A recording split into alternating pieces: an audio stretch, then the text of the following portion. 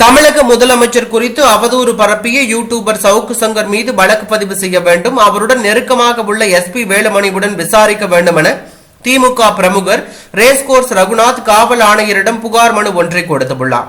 திமுக கலை இலக்கிய பிரிவு துணைத் தலைவர் ரேஸ்கோர்ஸ் ரகுநாத் கோவை மாநகர காவல் ஆணையரிடம் புகார் மனு ஒன்றை கொடுத்துள்ளார். அதில் தமிழக முதலமைச்சர் குறித்தும் தமிழக அரசு குறித்து அவதூறான கருத்துக்களை பரப்பிய சவுக்கு சங்கர் மீது வழக்கு பதிவு செய்ய வேண்டும் என ரேஸ்கோர்ஸ் ரகுநாத் கடந்த 2023 டிஜிபியிடம் புகார் மனு ஒன்றை கொடுத்ததாகவும், இந்த நிலையில் மீண்டும் அவர் மீது வழக்கு பதிவு செய்ய வேண்டும் என மனு அளித்ததாகவும் தற்போது தகவல் வெளியாகியுள்ளது.